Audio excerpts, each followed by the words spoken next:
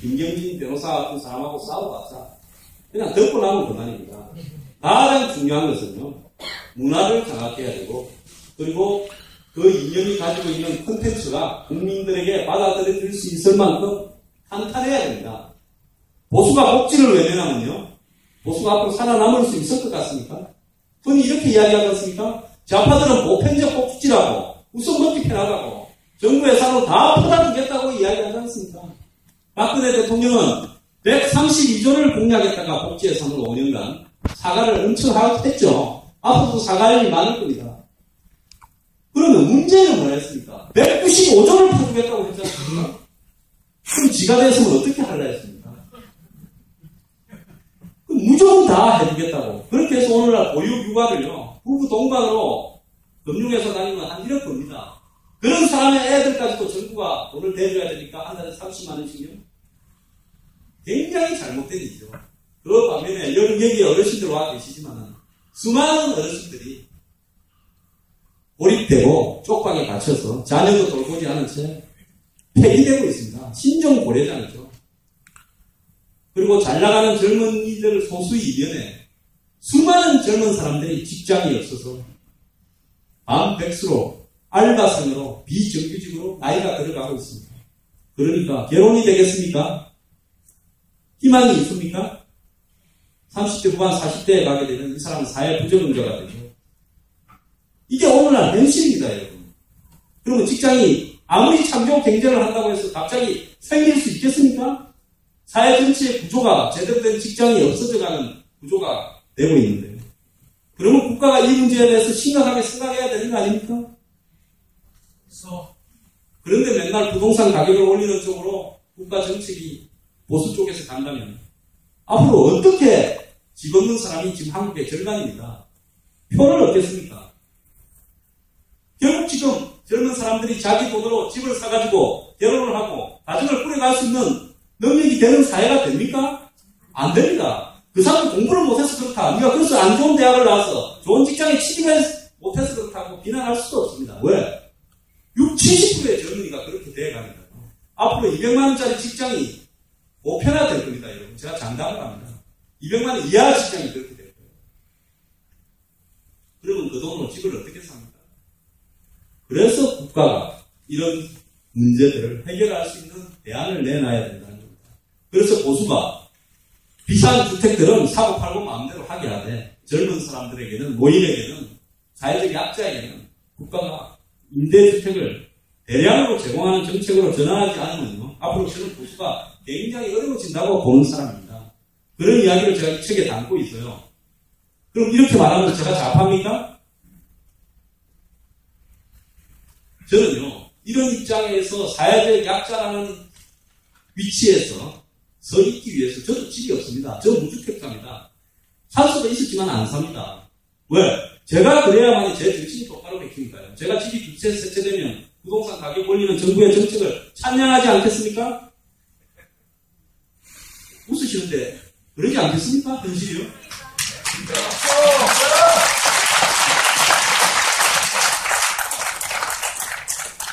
그래서 저는 이 보수가 오늘날 벌어지고 있는 고령화 사회에 있어서 수많은 노령 인구들이 발생하고 있다.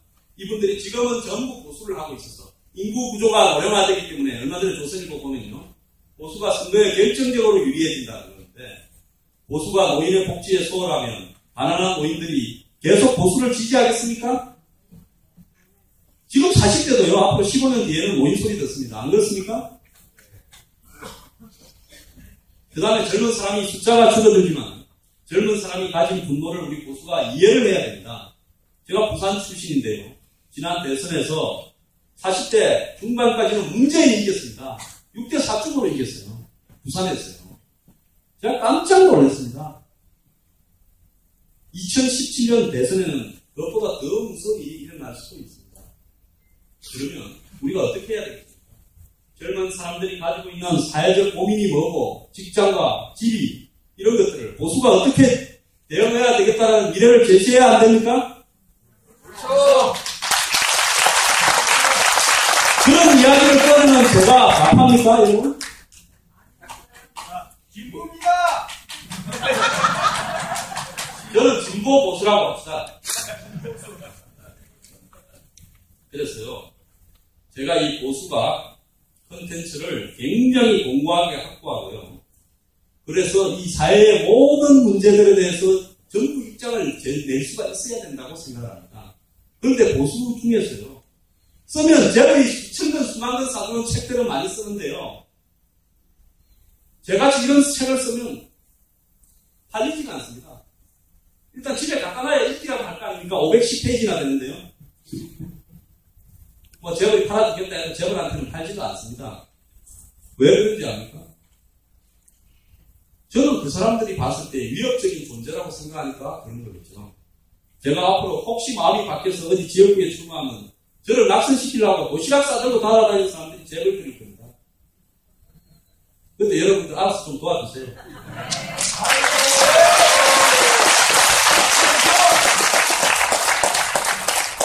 그래서 제가 보수가 가져야 될 콘텐츠들을 외교, 안보, 국방부터 시작해서 종북 척결부터 시작해서 그 기본입니다. 경제개혁부터 복지, 문화, 인권, 여성, 심지어 우리가 말을 안 하고 있는 껄끄러운 외국인 노동자 문제까지도 제가 이 책에 다 썼습니다. 저는 제 생각이 100% 맞다고 절대 생각하지 않습니다. 저도 많이 틀릴 수도 있고 제 생각도 시간이 흐르면 바뀔 수가 있습니다. 하지만 누군가가 그 모험이 되는 사회 각 분야에 대한 보수의 시각에서 대안을 만들어 놓고 그 대안을 따듬고 또 따듬고 또 따듬어야 그 다음에 보수가 제대로 된 컨텐츠를 완성시키지 않겠습니까?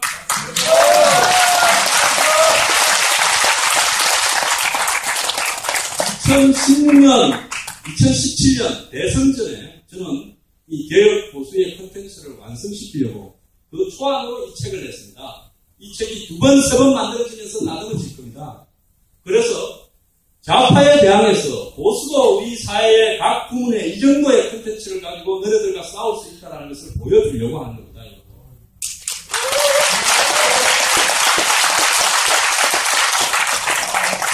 저는 이 책이 안철수의 생각 책보다는요, 안철수는 재벌이, 안철수 재산은 여러분 한 1,800억 됩니다.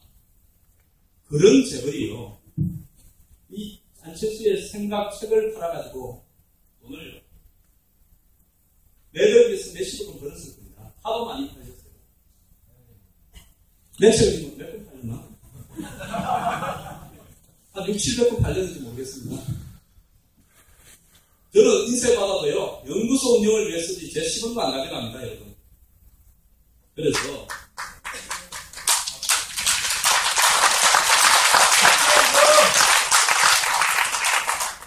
저는 이 한국을 지금까지 지키기 위해서 좌파 10년 동안, 정권 10년 동안 싸워온 우리 아스팔트 보수들을 진정으로 존경합니다. 그 영광은 그 사람들에게 가지 않고, 모든 영광은 정권이 바뀌는데 숟가락 하나 올리지 않은 학벌 좋고 경력 좋은 사람들한테 다 갔습니다. 여러분 잘 아시죠? 원래 그렇습니다. 마당 쓰는 사람 따로 있고 쓸어놓으면 와서 상 받는 사람 따로 있습니다. 그래서 저보고도 이거 하라 저거 하라 제안은 좀 있었습니다. 제가 말빨 좀 있고 경력 좀 있고 뭐 좀 안다고요. 제가 거절했습니다. 왜요? 다 한 잔씩 주는데 가버리면요. 그러면 쓰레기는 누가 치웁니까?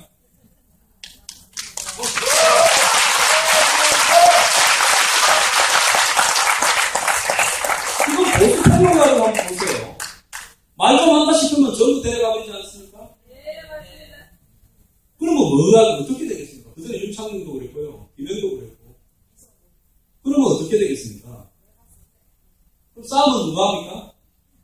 말 잘 못하는 사람들하고 나와서 싸웁니까?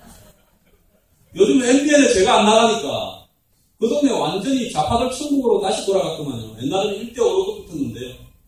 제가 나갈 때는 봤죠? 네. 요즘 TV조선이 뭔 사회에 있는지 저를 일주일에 신통방통 2번만 출연시키고 있습니다. 한때는 하루에도 2-3번을 나오라던 사람들이요. 그러니까 요즘 또 그것도 뭐 이상한 사람들이 나와가지고 설치고 있다고 들었습니다. 여러분, 보수 좋은 팬들은 속 시원하고 필요하죠. 정권 바뀌는데 기여도 많이 했고요. 그런데 그 사람들도 근본적으로 돈의 노예입니다. 그렇기 때문에 그 사람들 좌파 그리고 야권이 매일 감시하고 있습니다. 그래서 경고문고서 혹시 종편 허가 날라갈까 또 돈도 해주는 재벌이 싫어하고 황장수도 올까 신경 안 쓰고 쓰는 사람입니다. 그래서 제가 아직도 그래도 일주일에 한번 8번, 9번, 10번 이렇게 텔레비를 나가는 이유는 제가 참 진짜 화끈하고 시원하게 이야기하지 않습니까? 텔레비 나가는 거.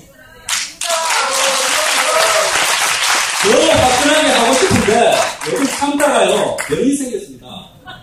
제가 여기 왼쪽 눈썹에요 이 좀 결었습니다. 이 탈모가 원형 탈모가 와가 반쪽 빠졌어요. 머리에요 누군데 이 동그라미 2개 터졌어요. 원형 탈모. 그래서 이게 참 오늘날 이런 시대에서 한국에 생각 좀 있는 보수로 산다는 것이 오열입니다. 그래서 제가 이 비관적인 이야기를 하는 게 아니라 저는 아무리 비관적인 이야기를 해도 근본적으로는 희망을 가지고 사는 사람입니다. 저는 우리 사회가 보다 희망적이고 개혁적으로 바뀌어갈 수 있다고 생각하고요. 저를 비롯한 우리 싱크탱크 미래대원, 더 나아가서 미래경영연구소가 그 씨를 뿌리고 있고 여기 앞에 계신 우리 보수단체 지도자들도 그 역할을 수행하고 있다고 보고 있습니다.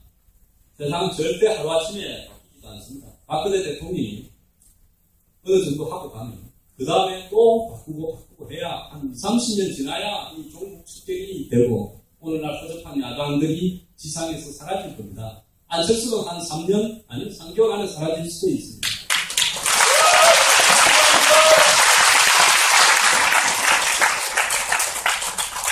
그런데 왜 지금 개혁 보수가 필요한가 하는 문제에 대해서 우리가 유심히 걸려다 봐야 됩니다.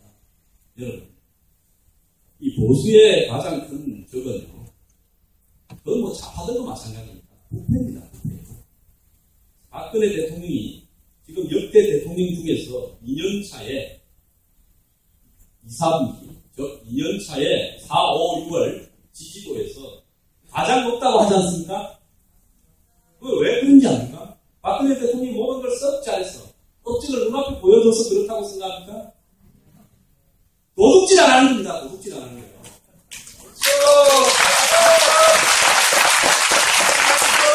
대통령이 도둑질하지 않고, 대통령의 가족들이 도둑질하지 않고, 대통령의 핵심 측근들이 도둑질하지 않으니까 지지도가 그 정도 되는 거예요. 그런데 어제 보니까 2%가 떨어졌대요. 61%에서 59%예요. 청와대 행정관 놈들이 정부 부서에서 파견되어 와가지고 청와대에서 일하는 행정관 놈들이 위에서 돈을 안 받으니까 밑에서 받아먹다가 걸려가 가슴놈이나 깎고 당했다는 거 아닙니까? 그래서 그런 겁니다. 그래서 언론이나 전문가들은 대통령이 외교 안보적인 업적을 많이 과시해서 대회로 다니면서 더 나아가서 규제개혁 회의를 주관해서 비정상의 정상화를 추진해서 대통령 지지도가 높다고 이야기를 합니다. 그건 이명박 대통령도 하려고 했고 노무현도 하려고 했고 DJ도 하려고 했습니다. 그런데 박근혜 대통령이 유독 높은 이유입니다. 박근혜 대통령이 적어도 대통령이 되는 과정에서 돈을 받지 않았고 대통령 직위를 유지해서 돈을 벌려고 하지 않는다는 것에 대해서 국민이 진심을 믿어주기 때문에 그런 겁니다. 그러지 않습니까? 저는 대통령한테 많은 기대하지 않습니다. 박근혜 대통령은요, 역사상 대통령이 돈을 벌려고 되지 않은 유일한 사람이라고 기록되면 그것으로 박근혜 대통령은 훌륭한 업적을 남기고 가는 겁니다. 여러분 그러지 않습니까?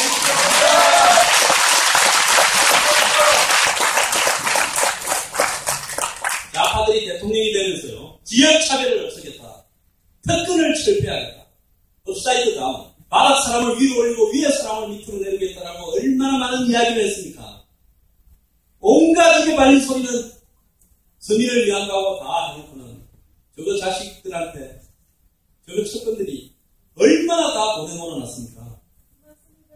그러다가 문제가 되니까 자살한 거 아닙니까?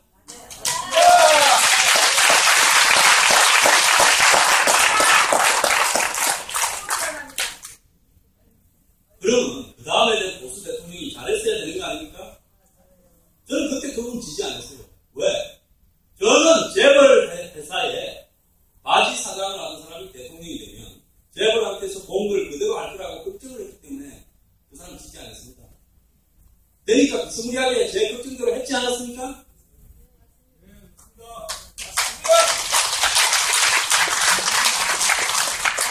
몇분 박수를 잘 안 치고 제 말에 공을 안 하는 거 보니까 오늘 또 집에 가가지고 일베에다가 박명수가 두명이나 땄다.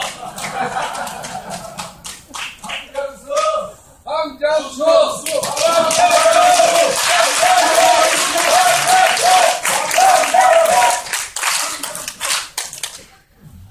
저는요, 정치를 하면요, 그냥 제대로 돼서 맞는 소리 하면서 하고, 그런 정치가 안 되면 정치를 안 하겠습니다.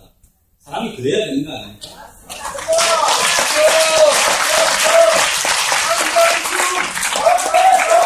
여기저기 비나 맞추고, 여기저기 눈치나 보고, 센 놈한테 붙어서, 스폰서나 받으면서 제가 정치를 하면, 그렇게 정치하는 제가 사회에 도움이 되겠습니까?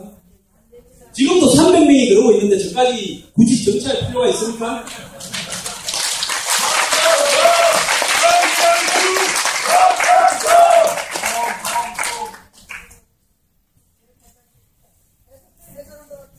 그래서요, 대처를 하면 팔자가 세고 굉장히 험합니다. 제가 알기로 말하면 제가 좀 똑똑하지 않습니까? 시험 가서 국회의원 한다면 제가 1등 할 거예요. 말 잘해서 국회의원 하고 제가 1등 할 거예요. 글을 잘 써서 국회의원 하고 제가 1등 할 겁니다. 잘생긴 순서로 국회의원 하면 한 20등 하면 될 거예요.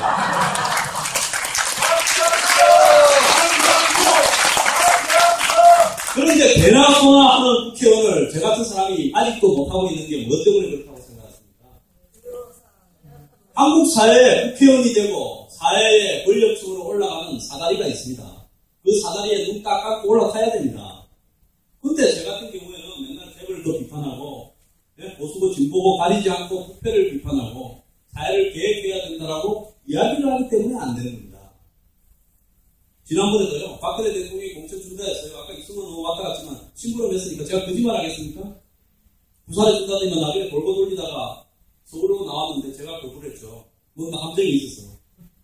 6개월 뒤에 날라왔어요. 내 총선 치를 무렵에 제 주변 30명을 탈탈 털었습니다. 대검 중수부에서요. 그래서 제가 당시 한상대 검찰총장, 중수부장 최재경이를 고발했습니다. 그러니까 뭐겠습니까? 선거 나가도록 해놓고는 후속시키려 이거죠. 그래서 제가 사실은 제 같은 이야기를 하고 국회의원이 된다는 것은 굉장히 어려운 이야기입니다. 어떻게 보면 낙타가 바늘 구멍을 통과하는 것보다도 더 어려울 수 있습니다.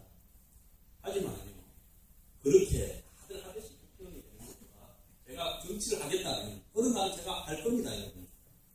하겠다면 제대로 된 걸 가지고 국민을 향해서 국민의 지지를 바탕으로 똑바로 가야 된다고 생각합니다.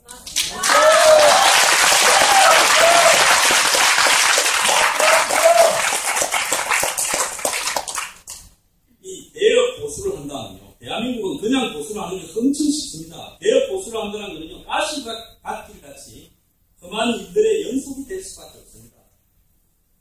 그런 이런 어떤 부분에서 제가 이걸 하겠다고 이야기를 하는 것은 앞으로 갈 길이 굉장히 험하다는 것을 저 스스로도 알고 있습니다. 하지만 누군가는 몸을 던져가지고 세상을 바꾸기 위해서 노력하지 않고 세상이 바뀌겠습니까? 대통령이나 국회의원, 한마디로 국민의 공공입니다. 공공에 대한 사명감이 있어야 됩니다. 종교적 용어로 이야기하자면 소명의식이 있어야 하는 겁니다. 그걸 갖다가 이 재산이나 늘리고 자기 가족의 호의의 호식을 위해서 그렇게 하면 안 되는 겁니다. 저는 박근혜 대통령이 물론 완벽하지는 않다 하더라도 적어도 대통령이 되기 위한 목적에서 국민을 생각해서 2007년부터 박근혜 대통령을 지지한 겁니다. 그 대가로 제가 이명박 대통령이 화가 나서 박근혜 대통령